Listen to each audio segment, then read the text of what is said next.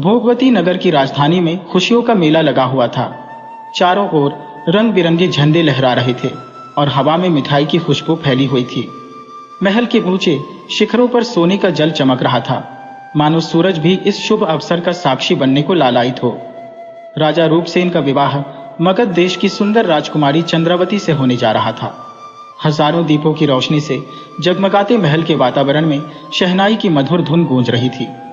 राजा रूपसेन आभूषणों से लादे घोड़े पर सवार होकर बारात लेकर निकले। रास्ते में जगह जगह उनका स्वागत किया गया। नगरवासी फूल बरसा रहे थे और ढोल ताशों की धमक से पूरा वातावरण उत्सवमय हो उठा था। मगध देश की राजधानी भी खुशियों से सराबोर थी। राजकुमारी चंद्रावती 16 श्रृंगार से सजकर अपने कक्ष में बैठी थी। उनके चेहरे पर विवाह की लाज और हर्ष का भाव स्पष्ट झलक रहा था। जयमाल की रस्म के बाद राजकुमारी चंद्रावती राजा रूपसेन के साथ भोगवती नगर के लिए रवाना हो गई। दोनों राज्यों के बीच के रास्ते को फूलों से सजाया गया था। रास्ते में गांवों के लोग राजकुमारी का स्वागत कर रहे थे। रानी चंद्रावती मुस्कुराकर उनका अभिवादन स्वीकार कर रही थी। यात्रा के दौरान उनकी साथ में एक सुंदर मैना भी थी, जिसका नाम मदन मंजरी था। भोगवती नगर पहुंचने पर रानी चंद्रावती का राजसी स्वागत किया गया। महल में दोनों का विवाह हर्षोल्लास के साथ संपन्न हुआ। राजा रूपसेन और रानी चंद्रावती एक दूसरे के लिए बने लगते थे। उनके विवाह से भोगवती नगर में खुशियों का नया सिलसिला शुरू हो गया। कुछ दिनों बाद रानी चंद्रावती ने राजा रूपसेन को एक सुंदर तोता भेंट किया।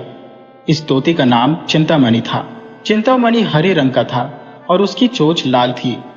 उसकी आंखें चंचल थी और उसकी वाणी बड़ी मीठी थी। राजा रूपसेन को चिंतामणि बहुत पसंद आया। रानी चंद्रावती ने बताया कि यह तोता भविष्यवाणी भी कर सकता है। चिंतामणि की वाणी सुनकर राजा रूपसेन दंग रह गए। वह सचमुच भविष्य की बातें बता सकता था। एक दिन राजा रूपसेन ने चिंतामणि से पूछा, हे चिंतामणि, मेरा भविष्य कैसा होगा? चिंतामणि ने मीठी वाणी में कहा, महाराज, आपका भविष्य उज्जवल है। आप लंबे समय तक राज्य करेंगे और प्रजा आपसे सुखी रहेगी। लेकिन एक बात का ध्यान रखें, आपका वैवाहिक जीवन प्रेम से भरा रहेगा, लेकिन कभी कभी कुछ गलतफहमियां भी आ सकती हैं। राजा रूपसेन ने चिंतामणि की बात गंभीरता से सुनी। उन्होंने कहा, चिंतामणि, अगर कभी ऐसी कोई स्थिति आए तो तुम मुझे बताना। कुछ दिनों बाद रानी चंद्रावती ने भी चिंतामणि से पूछा, हे चिंतामणि, मेरा भविष्य कैसा होगा? चिंतामणि ने कहा, रानी, आपका भविष्य भी सुखद है। आप राजा रूपसेन के साथ सुखी जीवन व्यतीत करेंगी। लेकिन याद रखिएगा, किसी भी रिश्ते में विश्वास और सम्मान बहुत जरूरी है। रानी चंद्रावती ने भी चिंतामणि की बात ध्यान से सुनी। उन्हें लगा कि चिंतामणि की बात बिल्कुल सही है। कुछ समय बाद राजा रूपसेन ने चिंतामणि और मदन मंजरी को एक साथ एक खूबसूरत पिंजरे में रखवा दिया। पिंजरा सोने का बना था और उसमें हीरे जवाहरात जड़े हुए थे। चिंतामणि और मदन मंजरी को यह पिंजरा बहुत पसंद आया। वे दोनों आपस में बातें करते और राजा रानी के कमरे का मनोरंजन करते।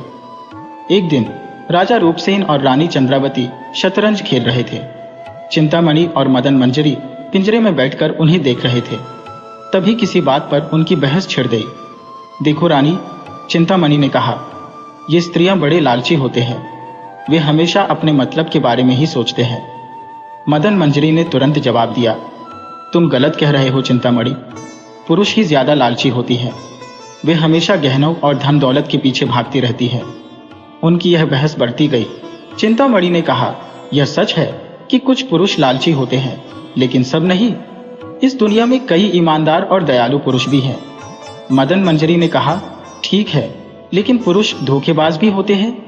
वे प्यार का नाटक करते हैं और फिर धोखा दे देते हैं। चिंतामणि ने जवाब दिया, मैं मानता हूं कि कुछ पुरुष ऐसे होते हैं, लेकिन सभी नहीं। इस दुनिया में कई वफादार और त्यागी पुरुष भी हैं। उनकी बहस इतनी तेज हो गई कि राजा रूपसेन और रानी चंद्रावती भी उनको सुनने लगे। राजा रूपसेन ने पूछा, चिंतामणि और मदन मंजरी, आप दोनों किस बारे में बहस कर रहे हो? मदन मंजरी ने गुस्से से कहा, महाराज, चिंतामणि कह रहे हैं कि मनुष्य ज्यादा लालची होते हैं। राजा रूपसेन ने चिंतामणि की तरफ देखा। चिंतामणि ने कहा, महाराज, मदन मंजरी कह रही है कि स्त्रियां ज्यादा लालची होती हैं। राजा रूपसेन मुस्कुराए और बोले, तुम दोनों अपनी अपनी बात कह रहे हो, लेकिन सच तो यह है कि दुनिया में सभी तरह के लोग होते हैं। कुछ अच्छे होते हैं तो कुछ बुरे। यह लिंग पर निर्भर नहीं करता। रानी चंद्रावती ने भी सहमति जताई और कहा, राजा जी बिल्कुल सही कह रहे हैं। अच्छे और बुरे लोग हर जगह होते हैं। चिंतामणि और मदन मंजरी कुछ देर शांत रहे। उन्हें एहसास हुआ कि राजा और रानी की बात सही है। उन्होंने अपनी बहस के लिए माफी मांगी, लेकिन यह बहस उनके मन में कहीं न कहीं चलती रही। दोनों यह सोचने लगे कि कैसे वे यह साबित करें कि उनके विचार सही है। इस प्रकार उनके मन में एक दूसरे के प्रति जिज्ञासा और एक हल्का सा द्वंद्व भी पैदा हो गया। कुछ दिनों बाद रानी चंद्रावती चिंतित दिख रही थी। राजा रूपसेन ने उनसे पूछा, रानी तुम्हें क्या हुआ है? आप परेशान क्यों लग रही हो?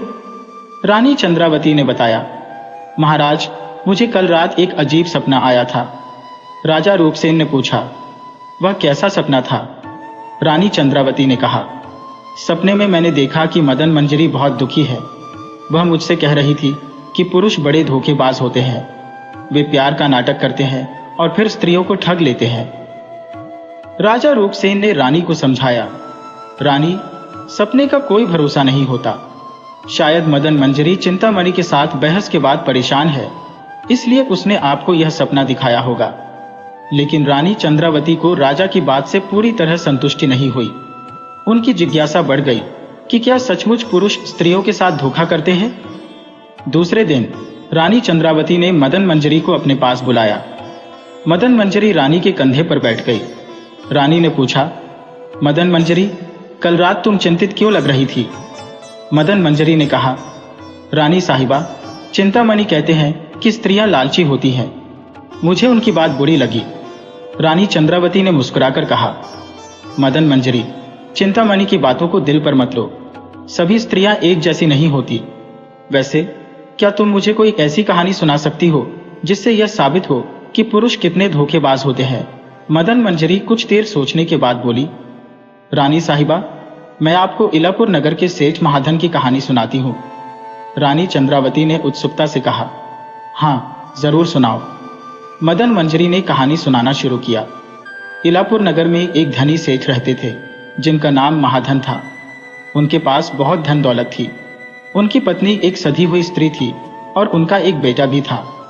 महाधन अपने बेटे को बहुत प्यार करते थे और उसे अच्छी शिक्षा दिलवाई। लेकिन जैसे ही उनका बेटा जवान हुआ, वह गलत संगत में पड़ गया। वह जुए की लत में फंस गया और सारा दिन जुआ खेलने में ही बिताता। कुछ ही समय में महाधन के बेटे ने सारा धन जुए में हार दिया। उसके पास खाने के लिए भी लाले पड़ गए। एक दिन शर्म के मारे वह इलापुर नगर छोड़कर चला गया। कई दिनों की यात्रा के बाद वह चंद्रपुरी नाम के नगर में पहुंचा। वहां हेमगुप्त नाम का एक साहूकार रहता था। महाधन का बेटा सीधे हेमगुप्त के पास गया और अपने आप को मगध देश के एक बड़े व्यापारी का बेटा बताया। उसने झूठ बोला कि वह जहाज से व्यापार करने गया था, लेकिन समुद्र में तूफान आने से उसका जहाज डूब गया और वह किसी तरह तैरकर किनारे तक पहुंचा। हेमगुप्त एक नेकदिल आदमी था। उसने महाधन के बेटे की बातों पर विश्वास कर लिया। उसने उसे अपने घर में रहने का प्रस्ताव दिया। कुछ दिनों बाद हेमगुप्त ने अपनी बेटी रत्नावती का विवाह महाधन के बेटे के साथ कर दिया। रत्नावती एक सुंदर और सीधी सादी लड़की थी। शादी के बाद वे दोनों साथ रहने लगे। हेमगुप्त ने उन्हें रहने के लिए एक अच्छा सा घर भी दिया। कुछ समय बाद महाधन का बेटा अपनी पत्नी रत्नावती के साथ इलापुर नगर लौटने की इच्छा जताई। हेमगुप्त उनकी बात मान गए। उन्होंने अपनी बेटी को बहुत सारे दहेज के साथ विदा किया। रास्ते में एक जंगल पड़ता था। जंगल के पास पहुंचने पर महाधन का बेटा अपनी पत्नी रत्नावती से बोला, यह जंगल बहुत खतरनाक है। तुम अपने सारे गहने उतारकर मेरी कमर में बांध दो। रत्नावती अपने पति पर भरोसा करती थी, इसलिए उसने बिना किसी सवाल के ऐसा ही किया। गहने लेने के बाद महाधन का बेटा कहारों को कुछ पैसे देकर उन्हें वापस लौटा दिया। इसके बाद उसने अपनी पत्नी रत्नावती की हत्या कर दी और उसकी लाश को एक कुएं में फेंक दिया। फिर वह सारे गहने लेकर चंद्रपुरी नगर से भाग गया। कुछ दिनों बाद रत्नावती को कुएं से निकाल लिया गया। वह बेहोश थी। होश आने पर उसने अपने माता पिता को सारी कहानी सुनाई। उसके माता पिता बहुत दुखी हुए। उन्होंने अपनी बेटी को दिलासा दिया और कहा कि उसका पति जरूर लौट कर आएगा। इधर महाधन का बेटा चंद्रपुरी नगर पहुंचा। जुए की लत उसके पीछे पड़ी थी। उसने सारे गहने जुए में हार दिए। जब उसके पास कुछ नहीं बचा तो उसने एक और झूठ बोलने का फैसला किया। उसने बताया कि उसके यहाँ लड़का पैदा हुआ है और वह उसे देखने के लिए इलापुर नगर गया था। उसके ससुराल में उसकी पत्नी रत्नावती के लापता होने की खबर पहले ही पहुंच चुकी थी, लेकिन वे यह नहीं जानते थे कि रत्नावती की हत्या कर दी गई है।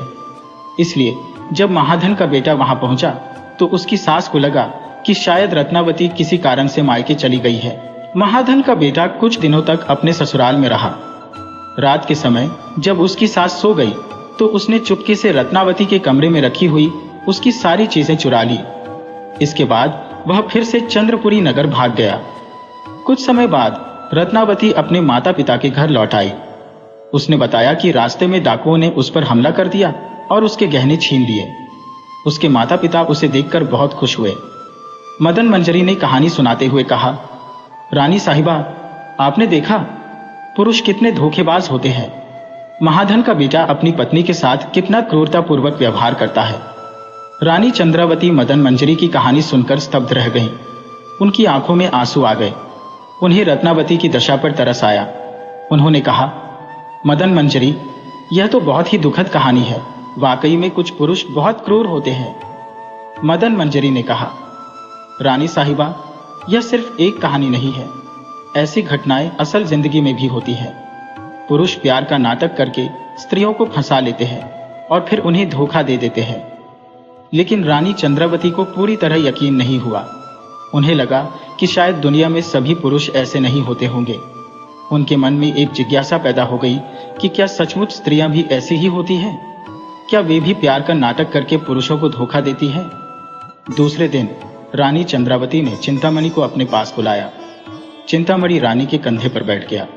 रानी ने पूछा, चिंतामणि, कल रात मदन मंजरी ने मुझे एक कहानी सुनाई। उस कहानी में एक पुरुष ने अपनी पत्नी के साथ बहुत बुरा व्यवहार किया। चिंतामणि ने कहा, रानी साहिबा, यह सच है कि दुनिया में कुछ बुरे लोग होते हैं, लेकिन सभी पुरुष ऐसे नहीं होते। इस दुनिया में कई ईमानदार और वफादार पुरुष भी हैं। रानी चंद्रावती ने कहा, मैं यह मानती हूं, लेकिन क्या स्त्रियां कभी धोखा नहीं देती? क्या वे हमेशा सच्चा प्यार करती है? चिंतामणि ने कुछ देर सोचने के बाद कहा, रानी साहिबा, मैं आपको कंचनपुर नामक नगर के सेठ सागर दत्त की कहानी सुनाता हूं। रानी चंद्रावती ने उत्सुकता से कहा, हां, जरूर सुनाओ। चिंतामणि ने कहानी सुनाना शुरू किया। कंचनपुर नामक नगर में सागर दत्त नाम का एक धनी सेठ रहता था। उसके दो बेटे थे, जिनमें से बड़े बेटे का नाम श्रीदत्त था। श्रीदत्त पढ़ाई में अच्छा था और उसे व्यापार करने का भी काफी शौक था।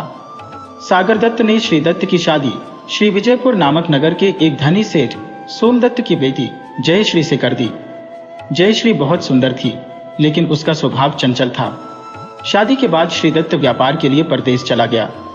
वह कई देशों की यात्रा करता था और अपने व्यापार को बढ़ाता था। वह जयश्री को नियमित रूप से पत्र लिखता था और उन्हें उपहार भी भेजता था। जयश्री भी श्रीदत्त को जवाबी पत्र लिखती थी। कुछ समय बाद जयश्री को अकेलापन महसूस होने लगा। वह दिन भर अकेले महल में रहती थी। उनकी सहेली सुशीला अक्सर उनसे मिलने आती थी। जयश्री और सुशीला दोनों बचपन की सहेलियां थी। एक दिन सुशीला ने जयश्री को विजय नामक युवक से मिलवाया। विजय सुशीला का रिश्तेदार था। वह रूपवान और मीठी वाणी बोलने वाला युवक था। जयश्री को विजय से पहली नजर में ही प्यार हो गया। वे दोनों अक्सर छुप छुप कर मिलने लगे। रात के समय जब सागर दत्त सो जाते थे, तब जयश्री अपनी सहेली सुशीला के घर चली जाती थी और वहां विजय से मिलती थी। सुबह होने से पहले ही वह वापस महल लौट आती थी। इस तरह कई महीने बीत गए।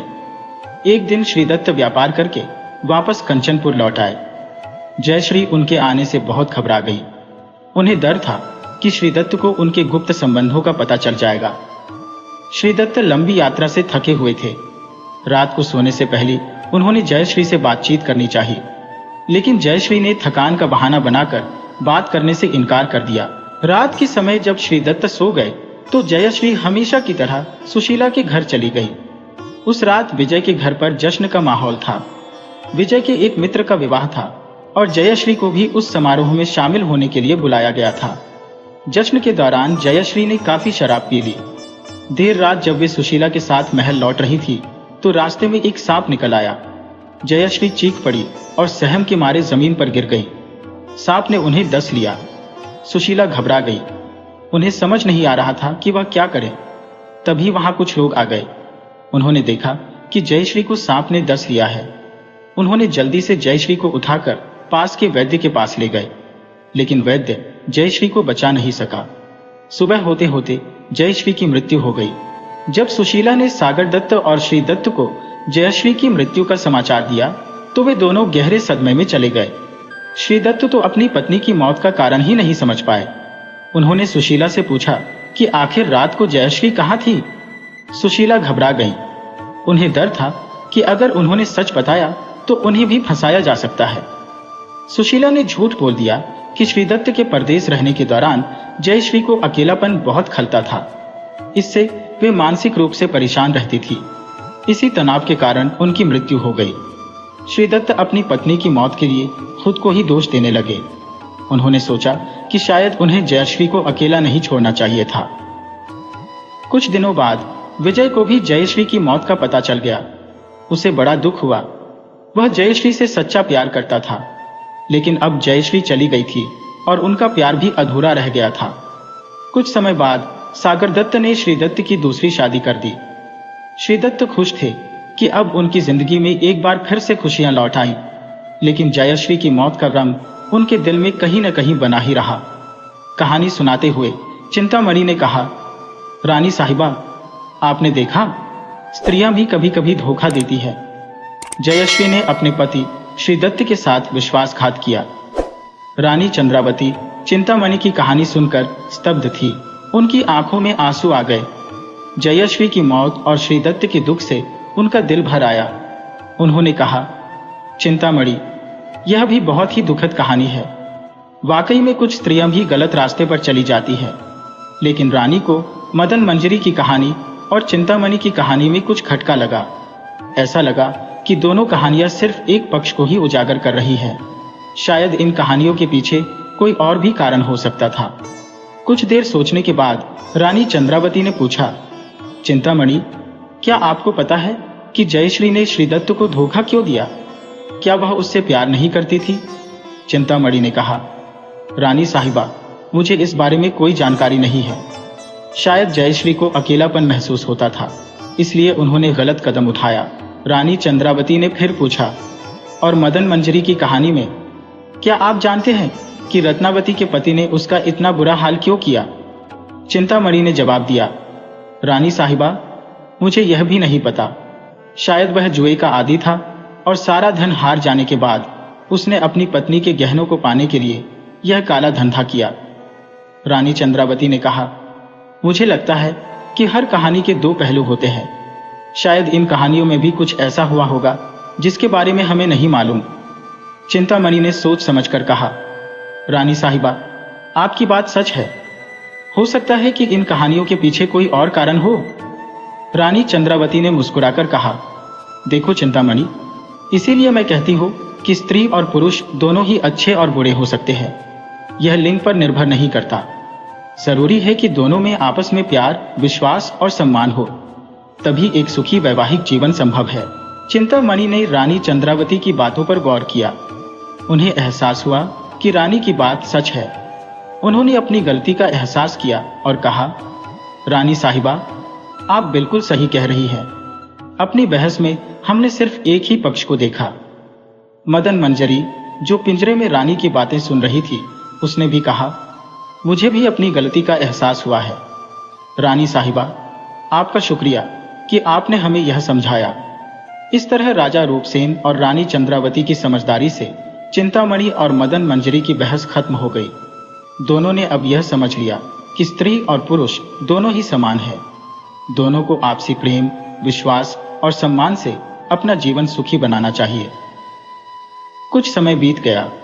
रानी चंद्रावती और राजा रूपसेन खुशी से अपना वैवाहिक जीवन बिता रहे थे। उनके बीच आपसी प्रेम और सम्मान था। चिंतामणि और मदन मंजरी भी अब आपस में नहीं लड़ते थे। वे अक्सर एक दूसरे के साथ बातें करते और राजा रानी का मनोरंजन करते। एक दिन रानी चंद्रावती चिंतित दिख रही थी। राजा रूपसेन ने उनसे पूछा, रानी, तुम्हें क्या हुआ है? तुम फिर से परेशान क्यों लग रही हो? रानी चंद्रावती ने बताया, महाराज, कल रात मैंने एक अजीब सपना देखा था। राजा रूपसेन ने पूछा, वह कैसा सपना था? रानी चंद्रावती ने कहा, सपने में मैंने देखा कि राज्य में अकाल पड़ गया है, खाने के लिए अनाज नहीं मिल रहा है और लोग भूख से मर रहे हैं। राजा रूपसेन ने रानी को समझाया, रानी, सपने का कोई भरोसा नहीं होता। शायद किसी बात की चिंता के कारण तुमने यह सपना देखा होगा। लेकिन रानी चंद्रावती को राजा की बात से पूरी तरह संतुष्टि नहीं हुई। उनकी चिंता बढ़ गई। उन्होंने सोचा कि क्या सचमुच राज्य में कोई संकट आने वाला है। उसी दिन दरबार में राजा रूपसेन को खबर मिली कि पड़ोसी राज्य मृगपुरी में युद्ध छिड़ गया है। मृगपुरी का राजा युद्ध में हार गया है और अब वह भोगवती राज्य पर हमला करने की तैयारी कर रहा है। यह खबर सुनकर राजा रूपसेन भी चिंतित हो गए। उन्होंने अपने मंत्रियों के साथ सलाह मशविरा की। मंत्रियों ने सुझाव दिया कि वे मृगपुरी के राजा के साथ संधि करने की कोशिश करें। युद्ध किसी समस्या का समाधान नहीं है। राजा रूपसेन ने अपने दूतों को मृगपुरी के राजा के पास संधि प्रस्ताव लेकर भेजा, लेकिन मृगपुरी का राजा घमंडी स्वभाव का था। उसने संधि प्रस्ताव ठुकरा दिया और भोगवती राज्य पर चढ़ाई करने की घोषणा कर दी। मृगपुरी के हमले की तैयारी की खबर पूरे राज्य में फैल गई। लोग डरने लगे। रानी चंद्रावती का सपना उन्हें सही साबित होता हुआ नजर आ रहा था। उन्होंने राजा रूपसेन से पूछा, महाराज, युद्ध से कैसे बचा जा सकता है? राजा रूपसेन ने कहा, रानी, हम शांति चाहते हैं, लेकिन मृगपुरी का राजा युद्ध के लिए उतावला है। अब हमारे पास युद्ध करने के अलावा कोई रास्ता नहीं बचा है। कुछ दिनों बाद मृगपुरी की सेना भोगवती राज्य की सीमा पर पहुंच गई। युद्ध शुरू हो गया। भोगवती राज्य की सेना कम थी, लेकिन उनका हौसला ऊंचा था। राजा रूपसेन खुद सेना का नेतृत्व कर रहे थे। युद्ध कई दिनों तक चला। दोनों तरफ से काफी हताहत हुई। रानी चंद्रावती महल में युद्ध की खबरों का इंतजार कर रही थी। चिंतामणि और मदन मंजरी उन्हें दिलासा दे रही थी। एक दिन युद्ध से एक सैनिक घायल अवस्था में महल पहुंचा। उसने रानी चंद्रावती को बताया कि राजा रूपसेन युद्ध में वीरतापूर्वक लड़े, लेकिन दुश्मन की सेना ज्यादा ताकतवर थी। राजा रूपसेन को युद्ध में कैद कर लिया गया है। यह खबर सुनकर रानी चंद्रावती बेहोश हो गईं। उन्हें होश आने पर महल में कोहराम मच गया। मंत्रियों ने आपस में विचार विमर्श किया। उन्होंने फैसला किया कि मृगपुरी के राजा के साथ संधि करके राजा रूपसेन को रिहा कराया जाए। दूसरी तरफ मृगपुरी का राजा जीत से मगरूर हो गया था। उसने भोगवती राज्य को अपने राज्य में मिलाने का फैसला किया। उसने भोगवती राज्य को संधि का प्रस्ताव दिया, लेकिन शर्त यह रखी कि रानी चंद्रावती को उसे सौंप दिया जाए। मंत्रियों ने रानी चंद्रावती को यह शर्त बताई। रानी चंद्रावती ने कहा, मैं मृगपुरी के राजा के पास नहीं जाऊंगी, मैं अपने पति के साथ ही रहूंगी। लेकिन रानी जानती थी कि अगर उन्होंने मृगपुरी के राजा के पास जाने से इनकार कर दिया तो भोगवती राज्य के लोगों को और परेशानी का सामना करना पड़ेगा। उन्होंने अपने देशवासियों के हित को ध्यान में रखते हुए एक कठिन फैसला लिया। उन्होंने मंत्रियों से कहा, मैं मृगपुरी के राजा के पास जाने के लिए तैयार हूं, लेकिन इससे पहले आप लोग राजा रूपसेन को वापस लाने की व्यवस्था करिए। मंत्रियों ने रानी की बात मान ली। उन्होंने मृगपुरी के राजा के पास संदेश भेजा कि रानी चंद्रावती उनके पास आने के लिए तैयार है, लेकिन पहले उन्हें राजा रूपसेन को रिहा करना होगा। मृगपुरी का राजा रानी चंद्रावती को अपने पास पाने के लालच में आ गया। उसने राजा रूपसेन को रिहा करने का वादा किया। कुछ दिनों बाद भारी मन से रानी चंद्रावती को मृगपुरी के लिए रवाना कर दिया गया। चिंतामणि और मदन मंजरी भी रानी के साथ गईं। रास्ते भर रानी चंद्रावती बहुत दुखी थी। उन्हें नहीं पता था कि उनका भविष्य क्या होगा। क्या वे कभी राजा रूपसेन से मिल पाएंगी? रानी चंद्रावती भारी मन से मृगपुरी की ओर जा रही थी। चिंतामणि और मदन मंजरी उनके साथ पिंजरे में बंद थी। रास्ते भर सैनिकों का पहरा था। रानी को मृगपुरी के राजा के किले में ले जाया गया। वहां उन्हें एक छोटे से कमरे में कैद कर दिया गया। कुछ दिनों तक रानी चंद्रावती को राजा रूपसेन से मिलने की अनुमति नहीं दी गई। उन्हें चिंता हो रही थी कि उनका क्या होगा। एक दिन मृगपुरी का राजा रानी चंद्रावती के कमरे में आया। रानी को उम्मीद थी कि शायद राजा उन्हें रिहा करने की बात करेगा, लेकिन मृगपुरी का राजा उन्हें रानी के रूप में स्वीकार करने के लिए तैयार नहीं था। मृगपुरी का राजा बोला, रानी चंद्रावती, तुम बहुत सुंदर हो। मैं चाहता हूं कि तुम मेरी रानी बनो। रानी चंद्रावती गुस्से से बोली, मैं पहले से ही शादीशुदा हूं, मैं तुम्हारी रानी नहीं बन सकती। मृगपुरी का राजा क्रोधित हो गया। उसने कहा, अगर तुम मेरी रानी नहीं बनोगी तो तुम्हें यहां कैद रहना पड़ेगा। मैं तुम्हें कभी रिहा नहीं करूंगा। रानी चंद्रावती डरी हुई, लेकिन उन्होंने हार नहीं मानी। उन्होंने दृढ़ता से कहा, मैं तुम्हारे सामने झुकने वाली नहीं हूं। तुम मुझे चाहे जितने समय तक कैद में रखो, मैं तुम्हारी रानी नहीं बनूंगी। यह सुनकर मृगपुरी का राजा चला गया। रानी चंद्रावती निराश हो गई। उन्होंने चिंतामणि और मदन मंजरी से कहा, मुझे नहीं लगता कि मैं यहां से कभी बाहर निकल पाऊंगी। चिंतामणि ने रानी को दिलासा दिया, रानी साहिबा, आप हिम्मत मत खोइए, हम किसी न किसी तरह आपको यहां से निकालने का रास्ता जरूर खोज लेंगे। मदन मंजरी ने भी कहा, हाँ रानी साहिबा, चिंतामणि सही कह रही है, हम आपकी मदद करेंगी। कुछ दिन ऐसे ही बीत गए। रानी चंद्रावती निराश थी। उन्हें राजा रूपसेन की बहुत याद आ रही थी। एक रात रानी सो नहीं रही। वे सोच रही थी कि उन्हें कैसे मृगपुरी से भागना चाहिए। तभी उन्हें कमरे के बाहर किसी के आने की आहट सुनाई दी। रानी चंद्रावती चौकन्नी हो गई। उन्होंने धीरे से चिंतामणि और मदन मंजरी को जगाया। कमरे के बाहर सन्नाटा था। रानी सांसें रोके हुए यह जानने की कोशिश कर रही थी कि आखिर आवाज कहां से आई थी। कुछ ही देर में कमरे का दरवाजा धीरे से खुला। रानी यह देखकर और भी सतर्क हो गई। उन्हें यकीन नहीं हो रहा था कि आखिर रात के इस समय दरवाजा कौन खोल रहा है। साये में छिपकर एक व्यक्ति कमरे के अंदर आया। रानी ने देखा कि वह एक बूढ़ा सैनिक है। उसके चेहरे पर सहानुभूति झलक रही थी। बूढ़े सैनिक ने धीमी आवाज में कहा, रानी चंद्रावती, क्या आप वही हैं? रानी ने भी धीमी आवाज में जवाब दिया, हाँ मैं रानी चंद्रावती हूँ। आप कौन हैं और यहाँ कैसे आई हैं? बूढ़े सैनिक ने कहा, मैं मृगपुरी का ही रहने वाला हूँ। मेरा नाम जयंत है। मैं राजा के अत्याचारों से बहुत दुखी हूँ। मुझे यह भी पता है कि उसने आपको बलात् रानी बनाने की कोशिश की है। रानी चंद्रावती ने कहा, हाँ यह सच है। जयंत ने आगे कहा, रानी साहिबा, मैं आपकी मदद करना चाहता हूँ। मैं आपको यहाँ से भागने में मदद कर सकता हूँ। रानी चंद्रावती को विश्वास नहीं हो रहा था। उन्होंने पूछा, आप मेरी मदद क्यों करना चाहते हैं? जयंत ने जवाब दिया, रानी साहिबा, आप एक सच्ची रानी हैं। आपने अपने पति के प्रति वफादारी दिखाई है। मैं ऐसे राजा की सेवा नहीं कर सकता जो इतना क्रूर है। रानी चंद्रावती जयंत की बातों से प्रभावित हुई। उन्होंने कहा, मैं आपकी मदद लेने के लिए तैयार हूं, लेकिन हम यहां से कैसे भाग सकते हैं? जयंत ने कहा, रानी साहिबा, किले के पीछे एक गुप्त रास्ता है जिसके बारे में सिर्फ कुछ ही लोग जानते हैं। मैं आपको उस रास्ते से जंगल तक पहुंचा दूंगा। वहां से आप अपने राज्य वापस जाने का रास्ता खोज सकती हैं। रानी चंद्रावती ने सोचा कि यह उनके भागने का एक अच्छा मौका है। उन्होंने जयंत पर भरोसा करने का फैसला किया। उन्होंने कहा, ठीक है जयंत, मैं आपकी बात मानती हूँ। जयंत ने उन्हें सचेत किया कि फिलहाल उन्हें कुछ देर के लिए इंतजार करना होगा। रात के दूसरे पहर जब महल में सब सो जाएंगे तब वे उन्हें किले से बाहर निकाल ले आएगा।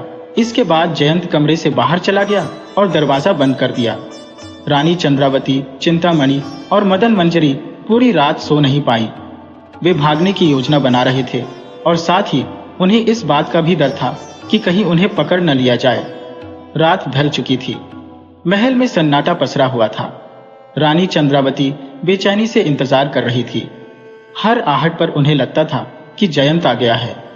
चिंतामणि और मदन मंजरी भी पिंजरे में बैठी फुसफुसाकर रानी का हौसला बढ़ा रही थी। अचानक दरवाजा खुलने की आहट हुई। रानी चौकन्नी हो गई। जयंत सांकेतिक इशारा करता हुआ कमरे में आया। उसने धीमी आवाज में कहा, रानी साहिबा, चलिए, अब वक्त है। रानी ने अपना सारा सामान समेट लिया। जयंत ने उनके कंधे पर एक थैली टांगी जिसमें थोड़ा सूखा भोजन और पानी रखा था। जंगल पार करना खतरनाक था, इसलिए जयंत ने उन्हें सतर्क रहने के लिए कहा। फिर वे तीनों, रानी चंद्रावती, चिंतामणि और मदन मंजरी, पिंजरे सहित जयंत के पीछे पीछे चलने लगे। महल के गलियारे सुनसान थे। जयंत उन्हें छिपते छिपाते किले के पिछवाड़े ले गया। वहां एक छोटा सा दरवाजा था जो झाड़ियों से ढका हुआ था। जयंत ने दरवाजा खोला और बाहर निकलने का इशारा किया। रानी थोड़ी हिचकिचाई, लेकिन उन्होंने जल्द ही फैसला कर लिया। वे जयंत के पीछे दरवाजे से बाहर निकल गईं। रात का अंधेरा था, आसपास पेड़ पौधे ही दिखाई दे रहे थे। जंगल की ओर जाने वाला एक संकरा रास्ता था। जयंत ने उन्हें बताया कि यह रास्ता जंगल के बीच से होकर निकलता है और सीधे राज्य की सीमा पर पहुंचाता है। उन्होंने चलना शुरू किया।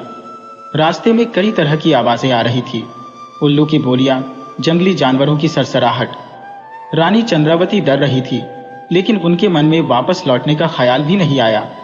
वे जल्द से जल्द भोगवती राज्य पहुंचना चाहती थी।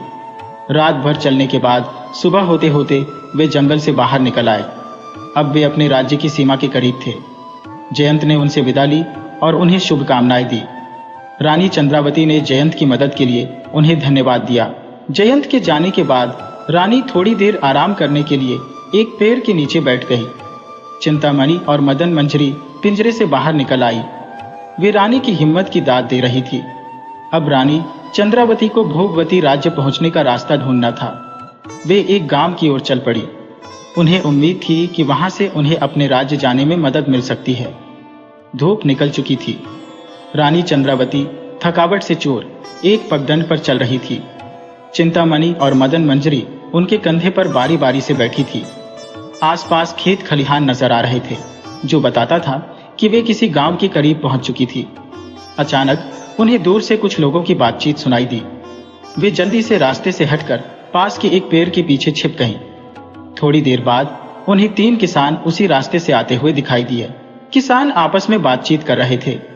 उनकी बातों से रानी चंद्रावती को पता चला कि वे भोगवती राज्य के ही रहने वाले हैं। रानी ने सोचा कि यह उनके लिए मदद का अच्छा मौका हो सकता है।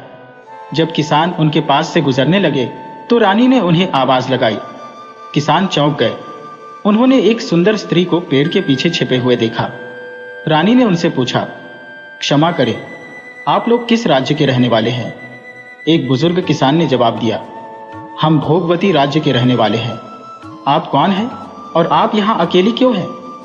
रानी ने उन्हें बताया कि वे रानी चंद्रावती हैं और उन्हें मृगपुरी के राजा ने बंदी बना लिया था। किसी तरह भागकर वे यहां तक पहुंची हैं।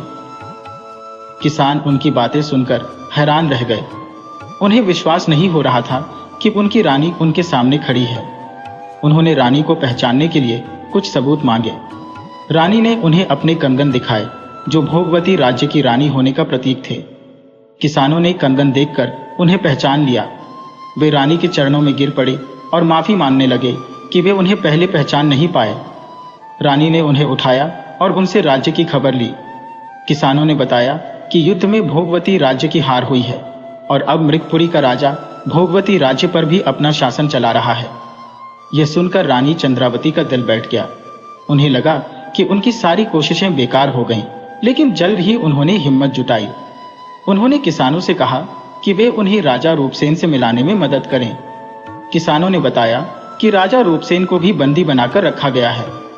वे उन्हें एक गुप्त स्थान पर ले गए, जहां युद्ध हारने के बाद भोगवती राज्य के कुछ वफादार सैनिक छिपकर रह रहे थे। रानी चंद्रावती, चिंतामणि और मदन मंजरी उन वफादार सैनिकों के गुप्त ठिकाने पर पहुंची। वहां उन्हें भोगवती राज्य का वातावरण देखकर गहरा धक्का लगा। सैनिकों के चेहरों पर हताशा झलक रही थी। रानी को देखते ही सैनिकों में एक नई उम्मीद जगी। वे सभी रानी के चरणों में गिर पड़े और उनका स्वागत किया। रानी ने उन्हें दिलासा दी और भोगवती राज्य को फिर से आजाद कराने की योजना बनाने की बात कही। सेनापति, जिसका नाम वीरेंद्र था, ने रानी को बताया कि राजा रूपसेन को मृगपुरी के राजा के महल में ही कैद करके रखा गया है। वहां से उन्हें छुड़ाना काफी मुश्किल होगा। रानी चंद्रावती ने कहा, वीरेंद्र, हमें कुछ न कुछ करना होगा। मैं अपने पति को यूं ही कैद में नहीं रहने दे सकती। वीरेंद्र ने रानी को बताया कि उनके पास मृगपुरी के किले का एक पुराना नक्शा है। उस नक्शे में किले के गुप्त रास्तों का भी जिक्र है। उन्होंने यह भी बताया कि कुछ वफादार सैनिक अभी भी मृगपुरी की सेना में छिपकर रह रहे हैं। यही सुनकर रानी चंद्रावती को एक योजना सोची। उन्होंने वीरेंद्र और अन्य सैनिकों के साथ मिलकर एक जटिल योजना बनाई। योजना के अनुसार वीरेंद्र के नेतृत्व में कुछ सैनिक मृगपुरी की सेना में पहले से शामिल वफादार सैनिकों की मदद से मृगपुरी के राजा को महल में ही बंदी बना लेंगे। इसके साथ ही रानी चंद्रावती किले के गुप्त रास्तों का इस्तेमाल करते हुए राजा रूपसेन को छुड़ाने का प्रयास करेंगी। चिंतामणि और मदन मंजरी उनके साथ रहेंगी। योजना काफी खतरनाक थी, लेकिन उनके पास भोगवती राज्य को बचाने का यही एक रास्ता था। रानी और वीरेंद्र जानते थे कि अगर उनका मिशन असफल हो गया तो उन्हें मृगपुरी के राजा के क्रोध का सामना करना पड़ेगा, लेकिन वे हार मानने को तैयार नहीं थे। उन्होंने अपने प्राणों की परवाह के बिना भोगवती राज्य की रक्षा करने का प्रण लिया। रात के अंधेरे में भोगवती राज्य के वफादार सैनिकों ने अपनी योजना को अंजाम देना शुरू किया। वीरेंद्र के नेतृत्व में कुछ सैनिक मृगपुरी की सेना की वर्दी पहनकर किले में दाखिल हुए। उन्हें पहले से ही मृगपुरी की सेना में छिपे वफादार सैनिकों से संपर्क हो चुका था। मिलकर उन्होंने रात के समय महल के पहरेदारों को बेहोश कर दिया। इसके बाद वे तेजी से राजा के कक्ष की ओर बढ़े। दूसरी तरफ रानी चंद्रावती, चिंतामणि और मदन मंजरी किले के गुप्त रास्तों की ओर चल पड़ी। उनके साथ एक वफादार सैनिक था जिसे किले के गुप्त रास्तों की अच्छी जानकारी थी। रास्ता अंधेरा और संकरा था, कई बार उन्हें रेंगना पड़ता था। दीवारों से सीलन टपक रही थी और हवा में एक गंदी सी गंध थी। रानी चंद्रावती डर रही थी, लेकिन राजा रूपसेन को बचाने की जिद उन्हें आगे बढ़ा रही थी। चलते चलते वे एक लोहे के दरवाजे के सामने पहुंच गए। सैनिक ने बताया कि यह दरवाजा किले के बाहर जंगल की ओर खुलता है। उसने दरवाजे को खोलने का प्रयास किया, लेकिन दरवाजा जंग लगा हुआ था और हिल ही नहीं रहा। समय बीतता जा रहा था। रानी घबरा गईं। उन्हें डर था कि कहीं वीरेंद्र और उनके सैनिक राजा को बंदी बनाने में सफल न हो पाए। तभी अचानक उन्हें किले के अंदर से किसी के चीखने की आवाज सुनाई दी। रानी समझ गई कि कुछ गड़बड़ है। उन्होंने सैनिक से पूछा, क्या हुआ? सैनिक ने जवाब दिया, रानी साहिबा, शायद वीरेंद्र और उनके साथियों को कोई परेशानी हो गई है। चिंता की लहर रानी चंद्रावती के मन में दौड़ गई। उन्होंने सैनिक को आदेश दिया, हमें जल्दी से बाहर निकलना है। सैनिक ने दोबारा दरवाजे को खोलने का प्रयास किया, इस बार थोड़ी ज्यादा ताकत लगाकर। लोहे में जंग लगने की कर्कश आवाज गूंजी, मगर दरवाजा हिला भी नहीं। इसी दौरान किले के अंदर से चीख पुकार की आवाजें और तलवारों की खनक तेज हो गई। रानी चंद्रावती बेचैन हो उठी। उनके माथे पर पसीने की बूंदें उभर आईं। एक तरफ जल्दी से बाहर निकलने की जल्दबाजी, दूसरी तरफ वीरेंद्र और उनके साथियों की चिंता उन्हें घेरे हुए थी। अचानक चिंतामणि बोली, रानी साहिबा, जंगले के पास ही दीवार में एक छोटा सा छेद दिखाई दे रहा है। शायद हम वहां से निकल सके। उम्मीद की एक किरण रानी के मन में जगी। उन्होंने सैनिक को आदेश दिया, देखो तो, क्या हम उस छेद से निकल सकते हैं? सैनिक दीवार के पास गया और छेद का निरीक्षण किया। छेद वाकई बहुत छोटा था। मुश्किल से एक दुबला पतला इंसान ही उससे निकल सकता था। सैनिक ने रानी की ओर देखा और कहा, रानी साहिबा, आप और शायद तोता निकल सकता है, लेकिन मैना के लिए मुश्किल होगा। मदन मंजरी, जो अब तक शांत बैठी थी, बोली, आप लोग पहले निकल जाइए, मैं बाद में किसी तरह निकल लूंगी। रानी चंद्रावती को यह मंजूर नहीं था। उन्होंने कहा, नहीं मदन मंजरी, हम सब साथ निकलेंगे। इसी उधेड़बुन में समय बीत रहा था। किले के अंदर से चीख पुकार की आवाजें कम होने लगी, लेकिन सन्नाटा भी नहीं पधारा था।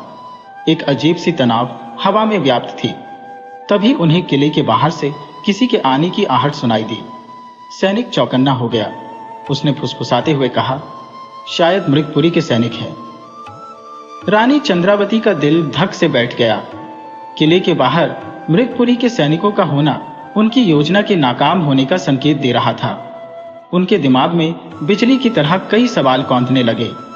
क्या वीरेंद्र और उनके साथी पकड़े गए? क्या मृगपुरी का राजा उन्हें बंदी बनाने में सफल हो गया? उन्होंने सैनिक को आदेश दिया, जल्दी से छिप जाओ। वे तीनों जल्दबाजी में दीवार के एक कोने में दुबक गए। चिंतामणि अपने पंजे से सैनिक का मुंह दबाए हुए थी, ताकि उसकी कोई भी आवाज बाहर न निकल पाए। कुछ ही देर में भारी कदमों की आहट तेज होने लगी। मशालों की रोशनी दीवार के पास तक आ गई। रानी चंद्रावती दीवार में बने छोटे से छेद से बाहर झांकने की कोशिश कर रही थी। उनकी सांसें थम सी गईं। उन्होंने देखा कि मृगपुरी के सैनिक 4 लोगों को बंदी बनाकर ले जा रहे थे। आगे चल रहे सैनिक से दूसरे सैनिक बात कर रहा था। ये वही लोग हैं जिन्होंने राजा को बंदी बनाने की कोशिश की थी। यह सुनकर रानी चंद्रावती का दिमाग सुन्न हो गया। उनकी सारी योजना विफल हो चुकी थी। वीरेंद्र और उनके साथी पकड़े गए थे। अब उन्हें क्या करना चाहिए? इस असमंजस में फंसी हुई रानी को आगे का रास्ता सूझ ही नहीं रहा था। तभी चिंतामणि ने धीमी आवाज में कहा, रानी साहिबा, हमें यहां से निकलना होगा। ये सैनिक हमें भी पकड़ लेंगे। रानी ने सिर हिलाया और मदन मंजरी से फुसफुसाकर पूछा, क्या तुम उस छेद से निकल सकती हो? मदन मंजरी ने थोड़ा हिचकिचाते हुए जवाब दिया, शायद हाँ, लेकिन थोड़ी मुश्किल होगी। रानी ने इंतजार नहीं करना चाहा। उन्होंने सैनिक को आदेश दिया, आप पहले निकल जाइए, हम दोनों चिड़ियों के साथ पीछे से आएंगी। सैनिक ने एक बार फिर छेद को देखा और फिर जल्दी से उसमें घुसने का प्रयास किया। कुछ देर में वह छेद के दूसरी तरफ जंगल में जा गिरा। रानी चंद्रावती ने चिंतामणि को अपने कंधे पर बैठाया और मदन मंजरी को अपने पल्लू में समेट लिया। उन्होंने गहरी सांस ली और छेद की तरफ बढ़ी। छेद वाकई बहुत छोटा था। रानी को अपने शरीर को सिकोड़कर उसमें घुसना पड़ा। रास्ते में कई बार उनके कपड़े दीवार के नुकीले किनारों से रगड़े, जिससे उन्हें हल्का दर्द हुआ, लेकिन रानी ने हिम्मत नहीं हारी। धीरे धीरे करके वे छेद से बाहर निकलने में सफल रही। मदन मंजरी उनके पीछे पीछे कुछ मुश्किल से निकली। जंगल में पहुंचकर उन्होंने राहत की सांस ली। अब उनके सामने सबसे बड़ी चुनौती थी वीरेंद्र और उनके साथियों को बचाना और भोगवती राज्य को फिर से आजाद कराना। रानी चंद्रावती जानती थी कि यह काम आसान नहीं होगा, लेकिन वे हार मानने वाली नहीं थी। उनके दिल में एक ज्वाला जल रही थी, अपने पति और अपने राज्य को वापस पाने की ज्वाला। रात के गहरे अंधेरे में जंगल के बीच खड़ी रानी चंद्रावती निराश तो थी, मगर हार मानने को तैयार नहीं थी। उनके सामने दो रास्ते थे। पहला, वीरेंद्र और साथियों को छुड़ाने की कोशिश करना, जो बेहद खतरनाक था, और दूसरा, किसी सुरक्षित ठिकाने पर जाकर मदद जुटाना। चिंतामणि ने रानी के विचार को पढ़ लिया और बोली, रानी साहिबा, फिलहाल हमें जल्दबाजी नहीं करनी चाहिए। मृगपुरी के सैनिक पूरे किले की तलाशी लेंगे।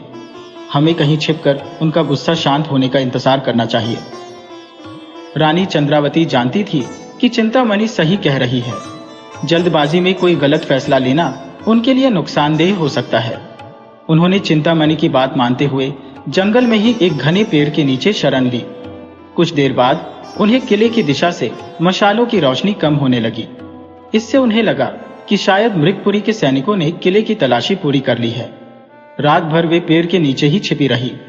जंगल की आवाजें उन्हें डराती रही, लेकिन अपने राज्य और पति की फिक्र ने उन्हें सोने नहीं दिया। सुबह होते ही रानी चंद्रावती ने अगले कदम के बारे में सोचना शुरू किया। उन्हें पता था कि भोगवती राज्य के कुछ वफादार सैनिक अभी भी जंगलों में छिपे हुए हैं।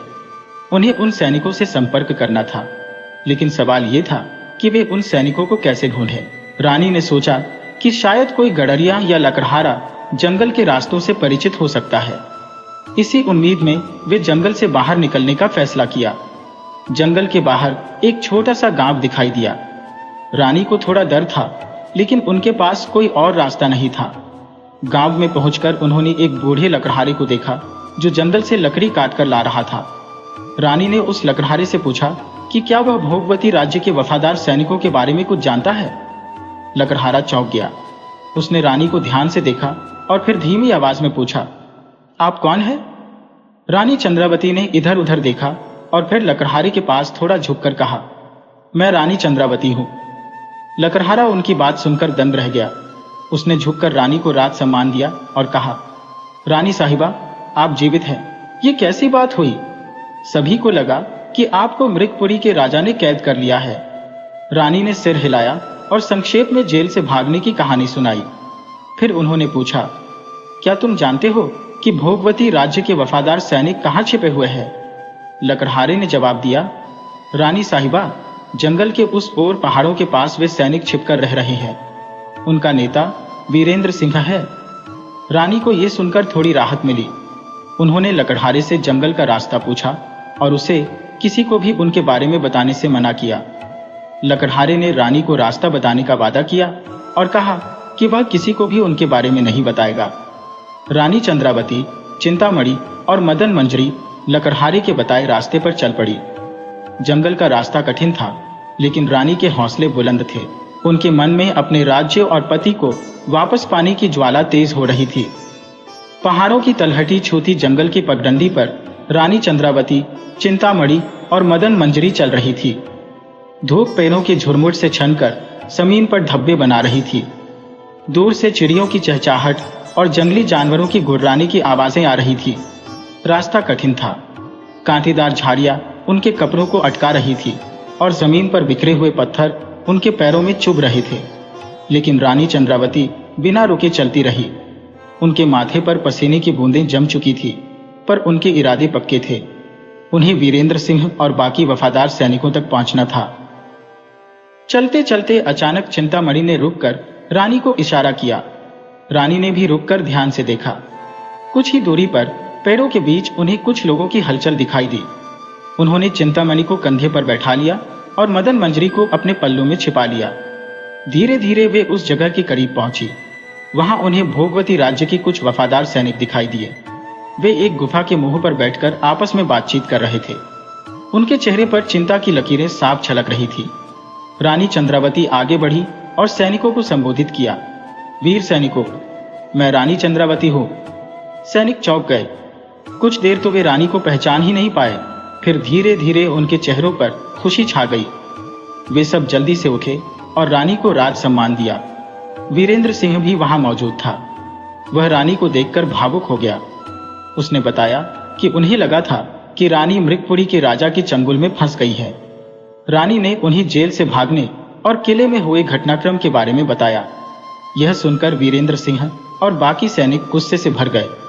उन्होंने रानी को बताया कि मृगपुरी के राजा ने राजा रूपसेन को सार्वजनिक तौर पर अपमानित किया है और उन्हें भोगवती राज्य की राजधानी में ही जेल में रखा है।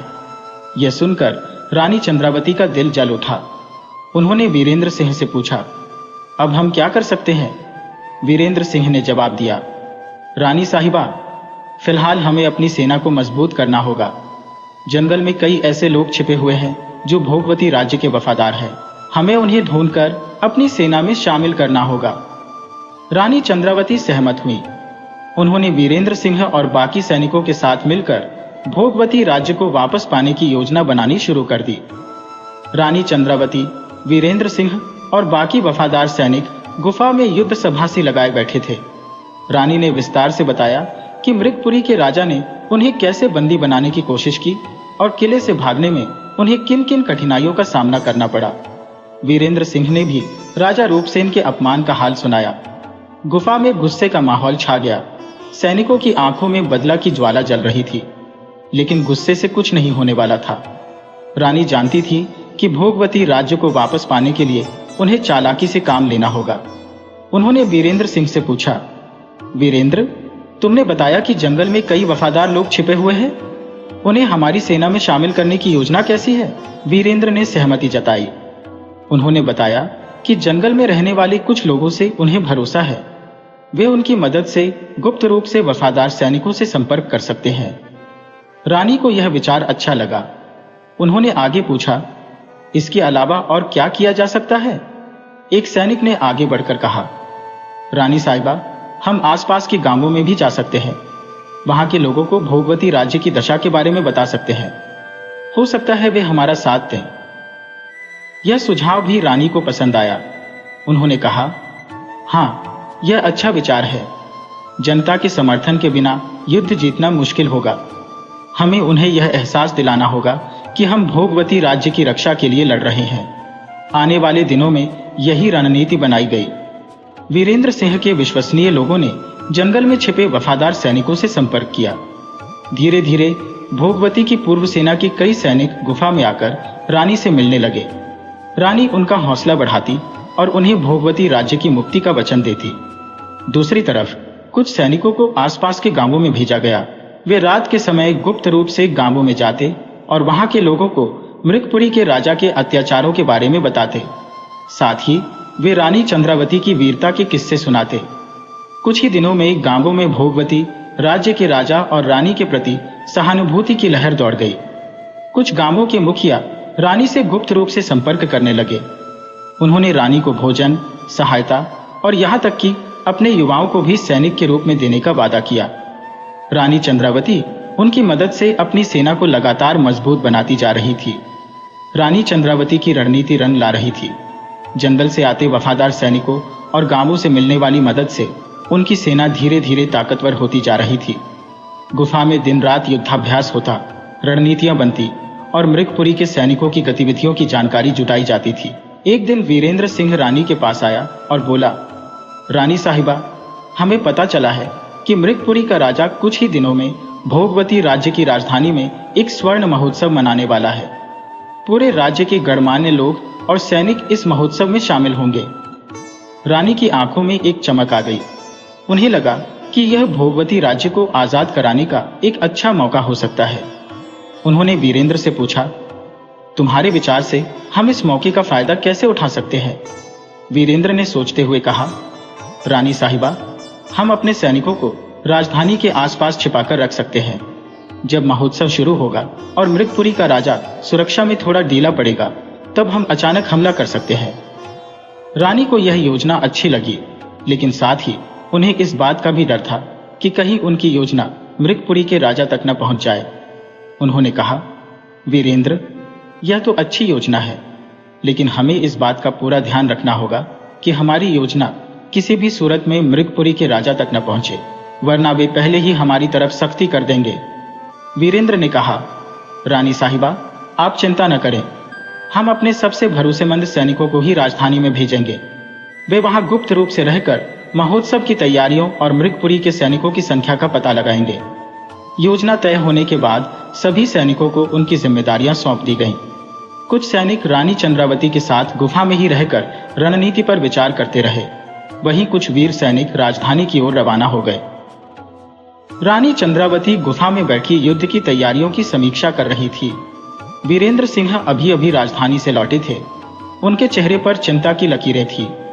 वीरेंद्र सिंह, रानी ने पूछा, राजधानी से क्या समाचार लाए हो? वीरेंद्र सिंह ने सिर झुकाकर कहा, रानी साहिबा, मृगपुरी का राजा स्वर्ण महोत्सव को बहुत धूमधाम से मनाने की तैयारी कर रहा है। पूरे राज्य से व्यापारी, कलाकार और गणमान्य लोग आ रहे हैं।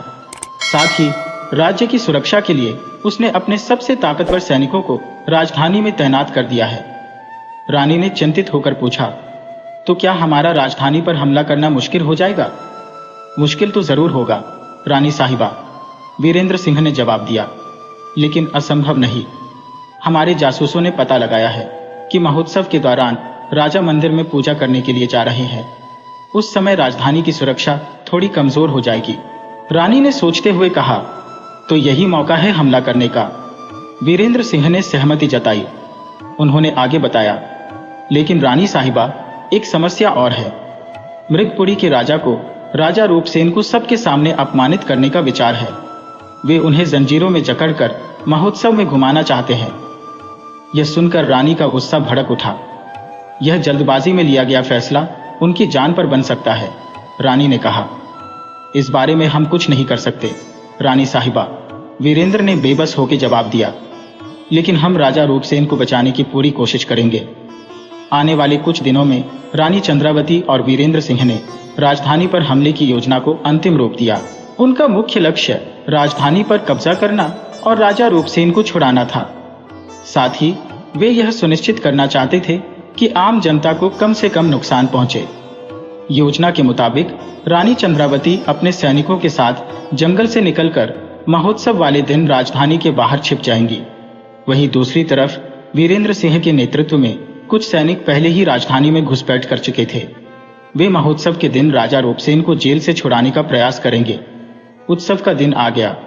राजधानी में चारों तरफ खुशी का माहौल था, मगर रानी चंद्रावती और उनके वीर सैनिकों के दिलों में गुस्सा और ज्वाला दहक रही थी। वीरेंद्र सिंह के नेतृत्व में कुछ सैनिक पहले ही राजधानी में। ड्राफ्ट एक उत्सव का दिन आ गया। राजधानी में चारों तरफ खुशी का माहौल था, मगर रानी चंद्रावती और उनके वीर सैनिकों के दिलों में गुस्सा और ज्वाला दहक रही थी। वीरेंद्र सिंह के नेतृत्व में कुछ सैनिक पहले ही राजधानी में छिपकर रह रहे थे। महोत्सव की धूमधाम शुरू होते ही उन्होंने जेल पर धावा बोल दिया। जेल के पहरेदारों को चकमा देकर वे राजा रूपसेन को जेल से मुक्त कराने में सफल रहे। इसी दौरान रानी चंद्रावती भी अपने सैनिकों के साथ राजधानी में दाखिल हुई। उन्होंने पहले से चिन्हित जगहों पर अचानक हमला कर दिया। मृगपुरी के सैनिक अचानक हुए इस हमले के लिए तैयार नहीं थे। रानी चंद्रावती की सेना ने तेजी से राजधानी पर अपना कब्जा जमा लिया। युद्ध के दौरान रानी चंद्रावती ने यह सुनिश्चित किया कि आम जनता को कम से कम नुकसान पहुंचे। उनकी इस रणनीति का फायदा हुआ। कई सैनिक जो पहले मृगपुरी के राजा के अधीन थे, रानी चंद्रावती का साथ देने लगे। युद्ध के दौरान ही रानी चंद्रावती और वीरेंद्र सिंह को पता चला कि मृगपुरी का राजा रूपसेन को जंजीरों में जकड़कर जुलूस निकालने की तैयारी कर रहा था। गुस्से से तिलमिलाई रानी अपने सैनिकों के साथ राज दरबार की ओर रवाना हो गई। जब रानी दरबार में पहुंची तो वहां का दृश्य भयानक था। राजा रूपसेन को जंजीरों में जकड़ा हुआ खड़ा किया गया था। मृगपुरी का राजा उन्हें अपमानित करने के लिए वहां मौजूद लोगों को संबोधित कर रहा था। रानी चंद्रावती की गर्जना से पूरा दरबार हिल गया। उन्होंने मृगपुरी के राजा को चुनौती दी और युद्ध करने के लिए ललकारा।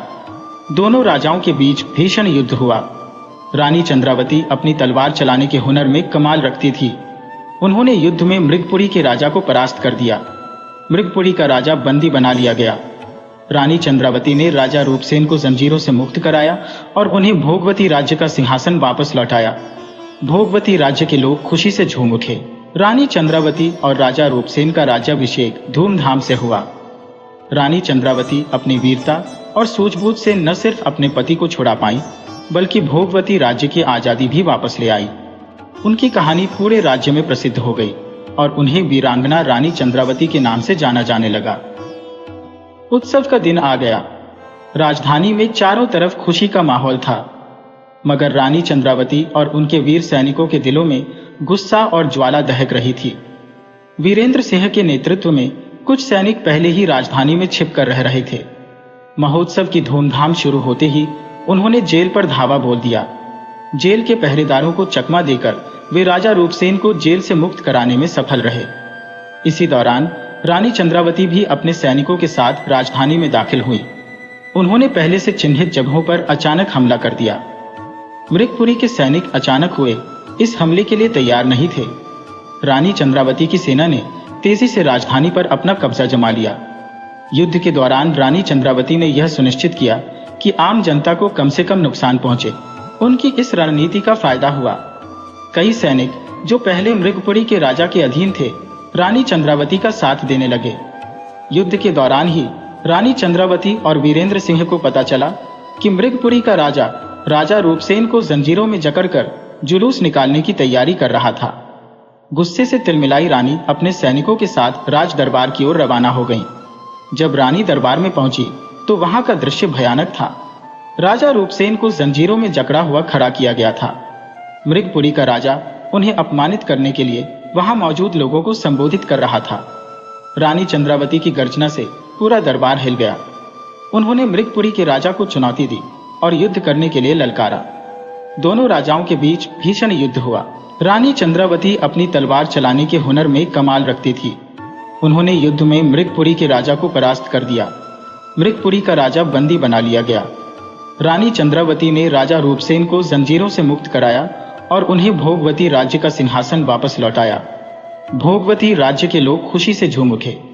रानी चंद्रावती और राजा रूपसेन का राज्याभिषेक धूमधाम से हुआ। रानी चंद्रावती अपनी वीरता और सूझबूझ से न सिर्फ अपने पति को छुड़ा पाई, बल्कि भोगवती राज्य की आजादी भी वापस ले आई। उनकी कहानी पूरे राज्य में प्रसिद्ध हो गई और उन्हें वीरांगना रानी चंद्रावती के नाम से जाना जाने लगा।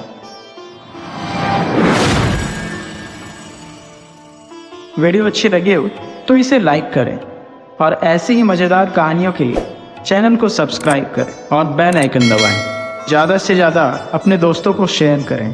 धन्यवाद।